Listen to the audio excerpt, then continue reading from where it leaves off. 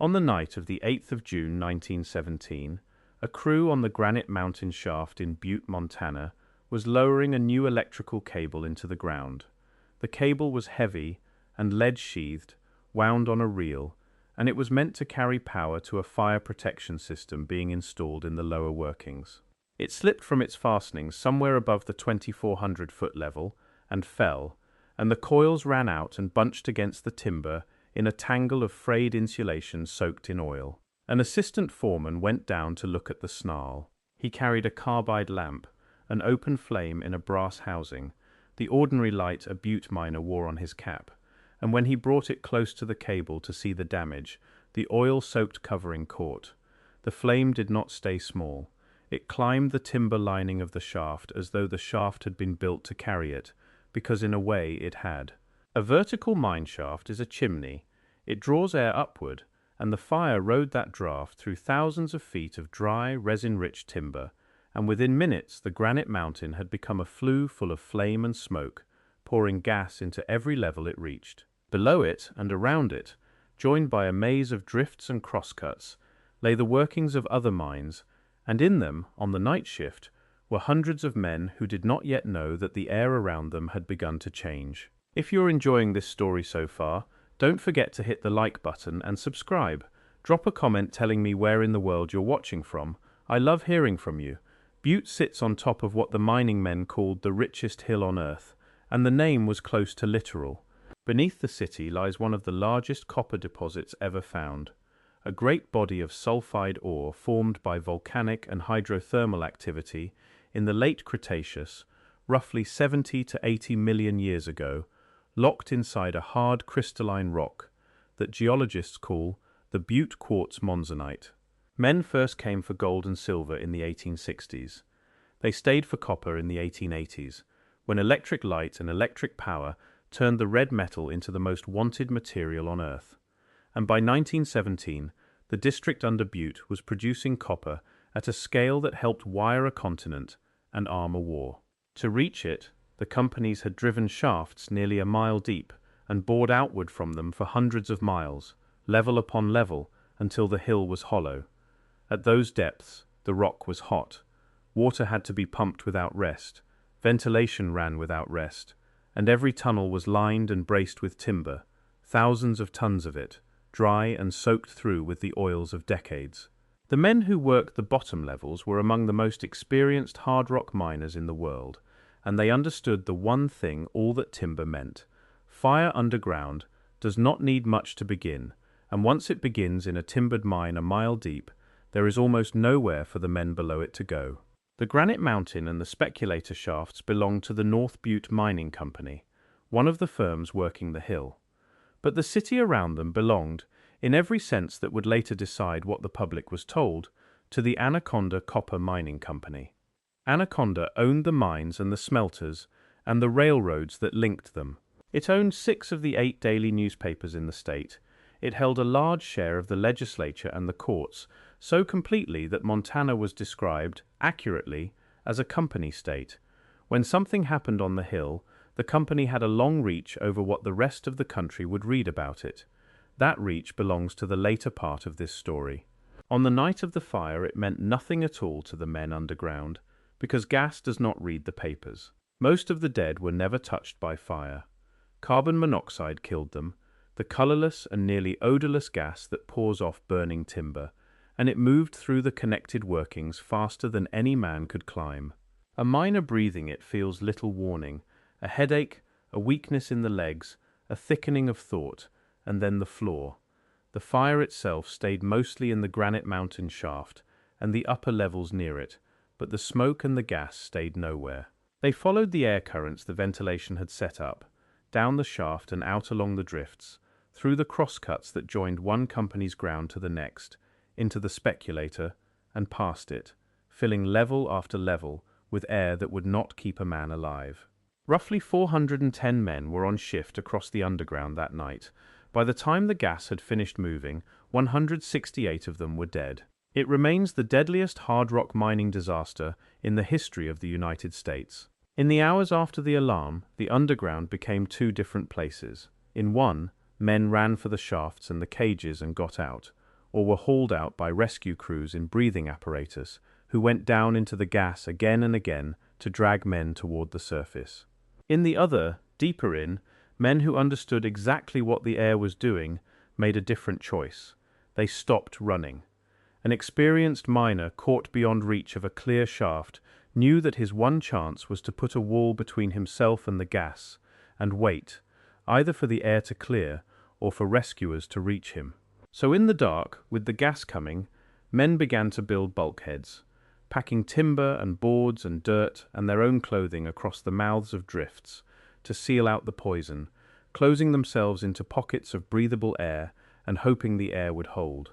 It did not always hold, and reaching the surface was not always possible even for a man who tried. In the raises that connected one level to the next stood concrete bulkheads, put there to keep a fire in one company's ground from spreading into another's. The law required that these walls carry manway openings, doors a man could pass through to climb out. Some of those doors were closed. Working upward through the gas, rescuers later found men who had died at the foot of bulkheads they could not get past, men who had climbed toward the surface in the dark and reached a concrete wall and a door that would not open. The walls had been built to hold back fire. On that night, they held men. The clearest account from inside the sealed pockets belongs to a young man named Manus Duggan, a nipper, one of the workers who carried tools and supplies to the miners at the face. When the gas came, Duggan was deep in the workings with a group of men cut off from any clear route up. He kept his head. He directed the men to build a bulkhead, sealing a length of drift against the gas with timber and dirt, and whatever they could reach, and then he held them together inside it, keeping them calm, watching the air and the talk, 29 men in the dark for a day and a half, while the gas stood in the tunnels outside their wall.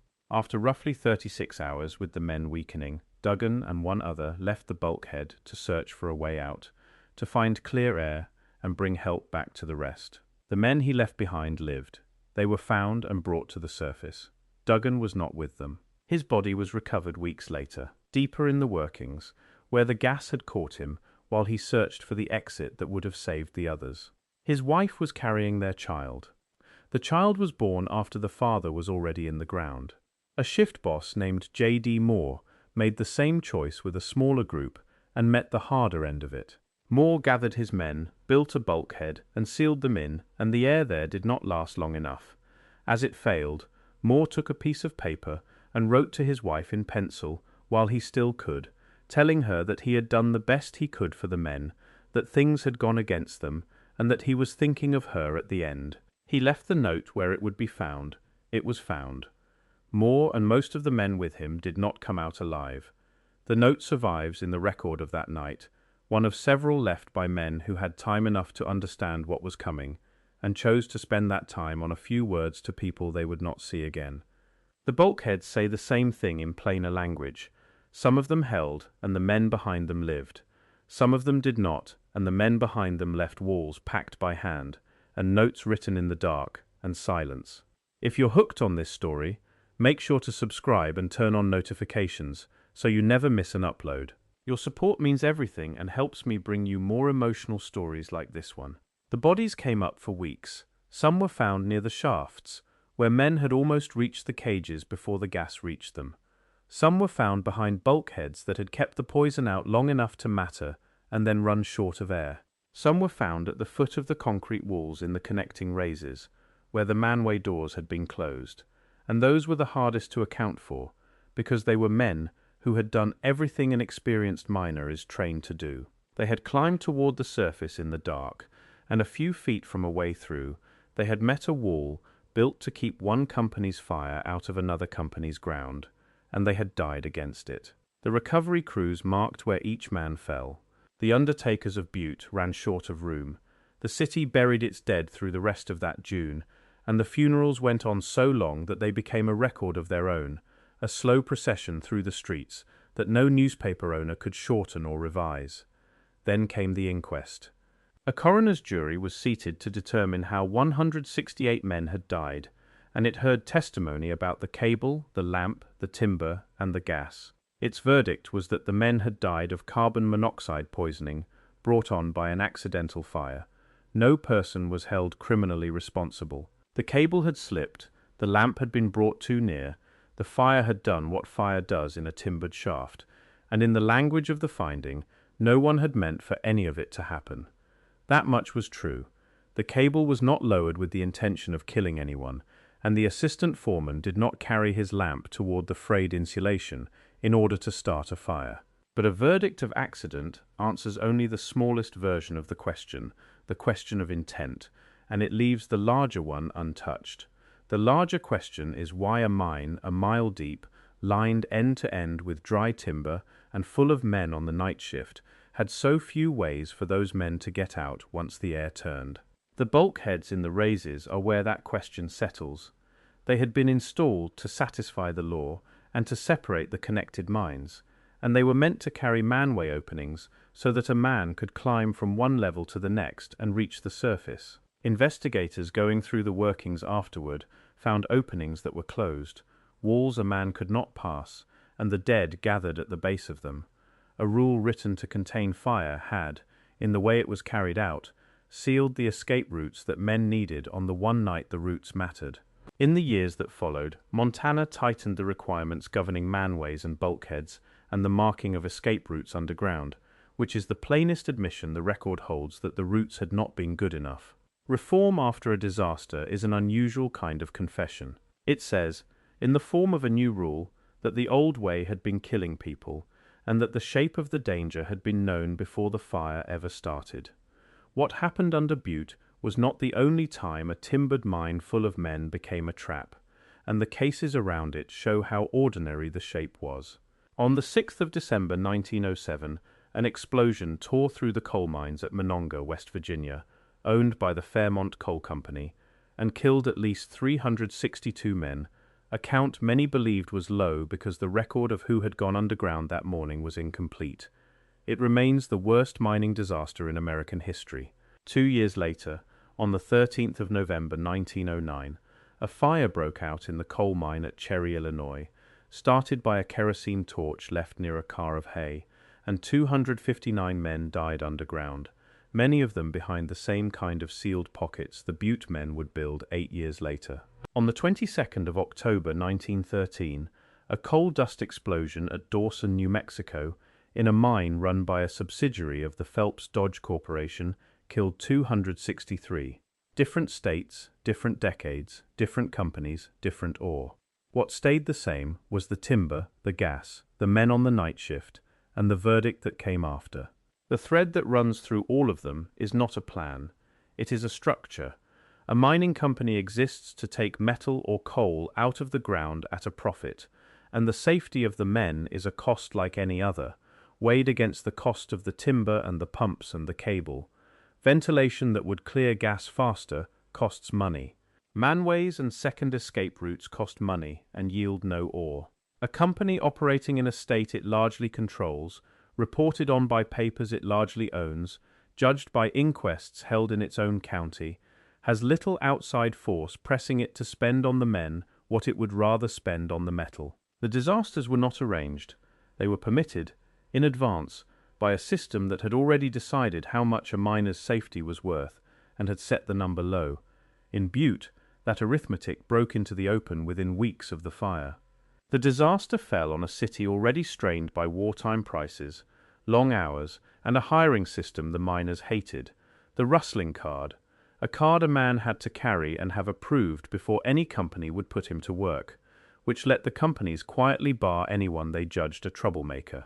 Within days of the fire, the miners formed the Metal Mine Workers Union and went on strike, demanding higher wages, the end of the rustling card, and safer ground underground.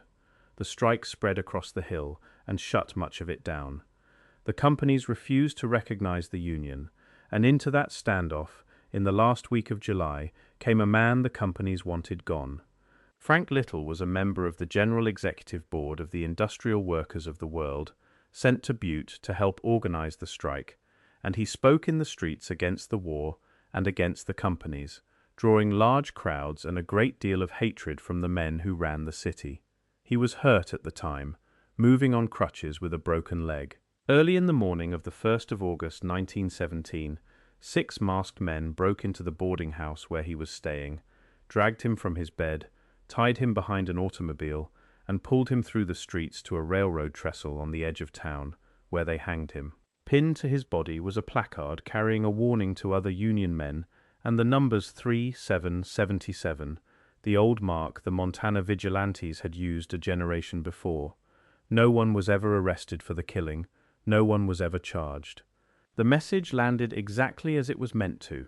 It told every organizer in Butte what the limits were and who set them, and it said so in a city where the law and the press and the mines answered to the same few interests. What remains of all of it stands on the hill above the modern city. The head frames, the tall black steel structures that lowered the men into the ground, still rise over Butte, kept as landmarks now, called gallows frames by the people who worked beneath them. On the site of the disaster, there is a memorial, a quiet overlook beneath the Granite Mountain headframe, and on it are the names of the 168 men who did not come up. The names are Irish and Cornish, and Finnish and Serbian and Italian, and a dozen things besides. The whole immigrant labor force of the richest hill on earth, set down in metal so that the count cannot be rounded off or mislaid the way the count at Monongah was. A visitor can stand there and read every one. Below that overlook, the ground is full of water. When the pumps that had kept the workings dry for a century were finally shut off in the 1980s, the water the miners had fought every day began to rise, and it has been rising since, filling the old levels and the Berkeley pit beside them with a cold, acidic, metal-heavy lake that is now among the most contaminated bodies of water in the country.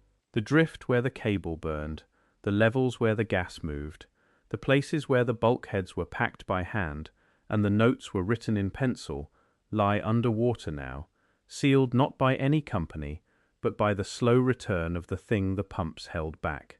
The headframe still stands above them, black against the Montana sky, marking the mouth of a shaft that drops into a flooded dark that holds the levels where 168 men died on a June night, because a fire had a chimney and the men beneath it had nowhere to go.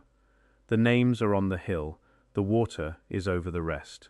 And the company that owned the city when it happened owned the story of it too, for a long time after the last of the dead came up. Thank you so much for watching until the end. If you loved this story, check out the other videos on your screen now.